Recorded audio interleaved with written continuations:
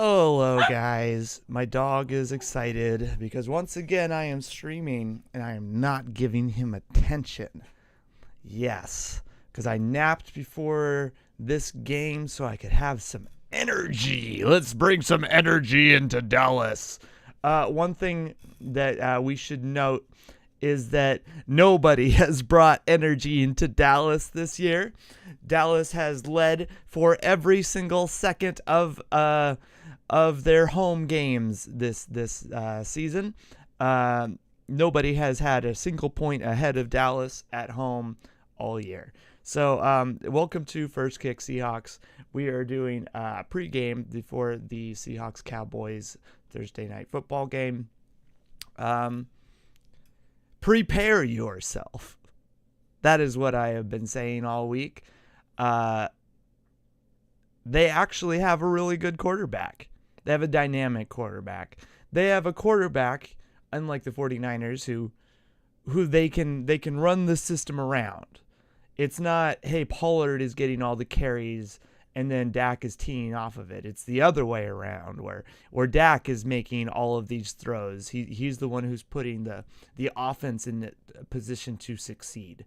So, as we discussed this week, the Cowboys have a cool hybrid system that McCarthy has drawn up, where it's with Brian Schottenheimer, where it's a vertical system, Air Coryell, where they're going to run a lot of verticals, and you need to shut that down with man. And specifically, as I talked about this week, I think that they need to do man match, and Julian Love is going to need to be able to take off these man match handoffs. And why is my stream saying that it has no data? I'll have to fix that before the actual game stream starts. I would very much like us to shut down these vertical passes first and foremost. And then if we can take out these vertical passes, we'll be okay. Because what happens when what we've seen from the Cowboys is that when you get rid of the vertical passes, what tees up off of that is that they switch to the Bill Walsh West Coast system. And all their passes seem to be 10 to under 15 yards.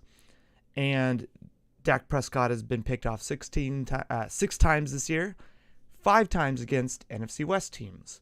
And when you look at these NFC West teams, less so against the Rams, but more so against the Cardinals and the 49ers, they eliminated the vertical passing game. They forced Dak Prescott to play West Coast. And when he was playing West Coast, aside from one deep shot, all of his interceptions were within the 10-yard lane, all kind of within the bottom by the sticks.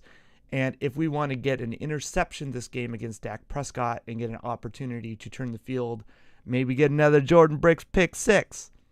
It could happen. It could happen, right? We need to force them to have to play West Coast offense and timing routes so we can break on the ball, pass deflect it, have an opportunity to pick it off.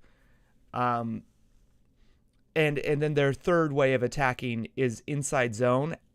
And the more I looked at it, it's less of an inside zone. They're doing spot runs on the outside zone. So Air Coryell is inside zone, where they're trying to choose spot gaps on the inside. But when you look at Tony Pollard after that Arizona game in week 3, where they just ran all the time, they completely abandoned it. And they started doing these outside zone runs, not necessarily just to run, but hey, we cleared out all this space with a vertical, and now there's a space open. We're going to run to that spot, and we're going to get Zach Martin out there, and he's going to cleave this guy, and he's going to cleave that guy, Walter Jones style, and create all this space so that our running back can get to the spot and create an explosive. So if Woolen, for instance, can't tackle, then Pollard might just run up that left sideline today for a huge gain or a possible touchdown if Diggs can't get in position because he's running up a vertical. Because you would hope that Woolen, being a shutdown corner, will be able to be one-on-one on his side enabling Diggs to slide in onto that inside seam to help with Ferguson. Because it really is just Ferguson and Lamb. They do have other targets running verticals, but for the most part, it's just the two dogs. They're just opening everything up. And because verticals are so hard to cover in general, when you have just two really good players running verticals, it pulls enough safeties and underneath covers over that you can get good one-on-one matchups on your other players. So we really want to shut down verticals. We want to shut down the West Coast system, and if we can force them to just have to do those outside runs or be like, well, let's try these inside zones again, then that means that we can get Bobby and Jordan to do some tackling, which will be easier said than done because they have two Hall of Famers on their offensive line with Smith and Martin. So, like, good fucking luck if we can't run against, Trent Williams and company. Then if we can't stop that run, then we might have trouble against, a really good offensive line in the Cowboys. Especially since the 49ers themselves are saying, well, our line isn't very good. We just got a good fullback and a good tight end. That they do. They do have a really good fullback and a tight end. And I don't know about Ferguson's blocking. I wasn't watching it. He's mostly just a route runner who can block, right? But I'm not trying to shit on the man. I'm just saying he's not George Kittle. And if you don't need a George Kittle when you have a Zach Martin and a Smith both on your line. And I think they also got Steele at right tackle, who they just extended. It's a really good Cowboys front. And so if you can stop the verticals and force them to play West Coast, they're going to try to run the ball to reestablish those verticals. And buckle up, right? Pollard isn't going to get a lot of carries. Him and the other back are probably going to get under 20 carries. But, if they're getting explosive runs, if they're getting, 6 yards a carry, that's good enough. It makes up for it. And so we can't allow that to happen. And this gets back to what I've talked about for a couple weeks now, which is we got to tackle better. And we've seen it. Our defense has responded to coaching these last couple weeks, especially midway through that Rams game, and then they started to do better against the 49ers. Even though they couldn't tackle McCaffrey, nobody can tackle McCaffrey. They're doing some good thigh tackling. They're wrapping up, they're rolling, and then they're dropping their hip, which is throwing the guy backwards, so he's not dragging them for extra yards. They're not going for the ankles, which means that they're being dragged along like a child holding onto their daddy's ankle. If they're trying to get in the way of the man, they're holding him at bay so that the rest of the tackling squad can come and tackle. It's good gang tackling, which is what Dan Quinn and these Cowboys do. They're great gang tacklers. So if we're wanting to beat this Cowboys team, they got a single high safety typically, and they're never going to want to have two cover high safeties. So we're going to have to beat their gang tackling. They're always going to have another man in the box there ready to tackle. So we're going to have to play really good routes.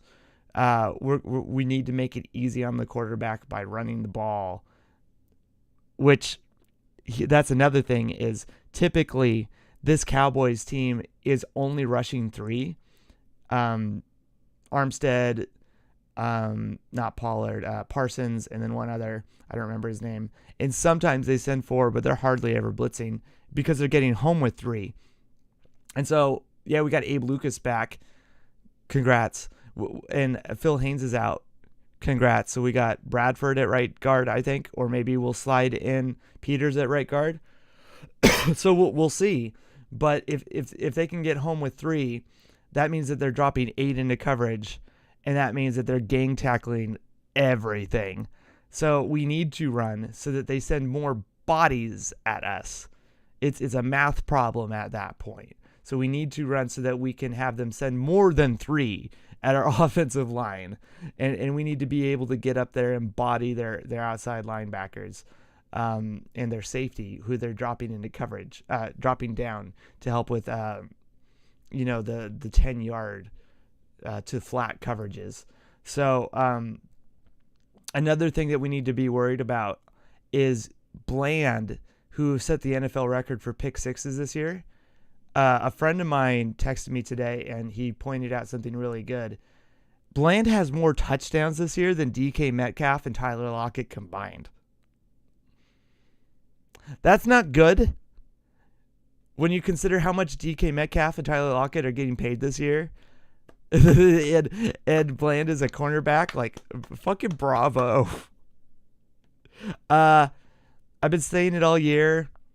Tendencies. And when we look at the tendencies of our offense, we're throwing these out routes to the right, or just any of these routes to the right, before we set up play action, and it's allowing the cornerbacks to just break on the ball. Those are the balls that Bland is literally picking off and taking to the house. In fact, his coach was the guy who, in Green Bay, when Matt Hasselbeck was like, we're going to get the ball, we're going to score a touchdown, we're going to fucking win the game. I added a little extra color to that statement.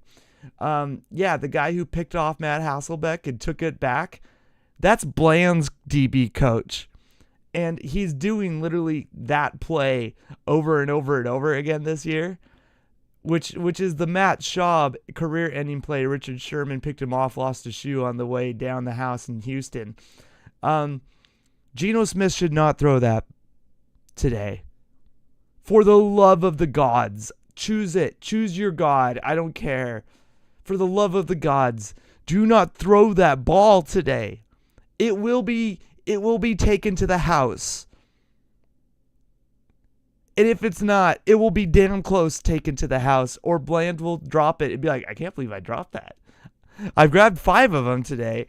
That should have been the 6th one.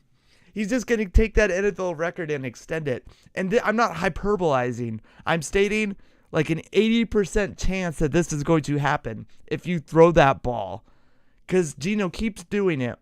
And he's had multiple this year that were dropped. And it's not necessarily Geno's fault, because I think it's a hot route. Waldron, do not fucking call that route, because Bland is going to pick it off. Instead of us maybe losing like 30-10, we could lose 40-10. Like the fucking Rams. It could be really bad. Or we could be competitive. I don't know, but I'm just focusing on the tendencies of how this Cowboys has been competing and how poorly we've been competing. Don't throw that route if you don't want to get your ass handed to you. That's all I'm saying. It has been proven, it has been well documented that when you throw that route, Geno will get picked off or almost picked off. And when you throw that route against Bland, he will take it to the house almost every single time. Don't throw that fucking route. I've been begging for over a month not to throw the route. And this is literally the game where it matters most not to throw the route. And we got Gilmore on the other side. It's a dangerous ass team to pass the ball on without establishing the run. Shane Waldron. And I don't care how you want to do it. At this point, I honestly don't care, because we have yet to see any tendencies by Shane Waldron. So it's hard for me to even say, sure, run to the 8 gap, sure, run to the C gap. Sure. What we've seen is he's running to the weak gap, which you know how I run to the weak gap. But if you only run to the weak gap, then teams are going to stack the weak gap and stop it. We're not running to the strong side because, well, we haven't had Abe Lucas, so maybe that's it. But you could put Disley over there. You could pull Lewis, and you can help out that side. You could still run right. So we've been running Zach Charbonnet to the left side a lot, and when we run right, you can see he kind of just like stutters and has nowhere to go. So maybe Abe Lucas will enable us to run right today. Well, that would be fantastic. Hopefully his knee is okay. When you saw him jogging last week, it looked like he looked like Frankenstein, and he hadn't sewed his right leg back on yet. I hope it's not the case. And when you really think about it, at right tackle, he's kicking with his left leg, not his right leg. He's landing on his right leg, and he's stepping in. So hopefully he can land on that leg and it doesn't crumple underneath him under weight. That's what I'm worried about. But he's stepping out with his left leg, so that's useful, right? So hopefully he can land on that right leg and he'll be okay. But we need to run the ball against a really good Dallas team. As I've established, it's probably not going to be on the inside because Armstead's going to hit that 3-step so that it can tee up Parsons for that fucking 5th step, and it's just going to be leading Zach Charbonnet into the waiting arms of one of the best D linemen in the NFL. So, let's make sure that we had a good game plan running into this, this behemoth of a defense. The Cowboys are so underrated this year, which is crazy because normally I'm sick and tired of hearing about the Cowboys. But this year of all years, it's just the Eagles all the time because of the goddamn QB drive. The tush push. It's a QB drive. They're driving the quarterback through the A-gap. It's a QB drive. If anything, they're driving the QB through the 0 gap. It's a QB drive. Anyways, the Cowboys are doing amazing things. And their offense is superb. All credits go to Mike McCarthy and Brian Schottenheimer and Dakota. And then, of course, Dan Quinn for what he's continuing to do with that defense.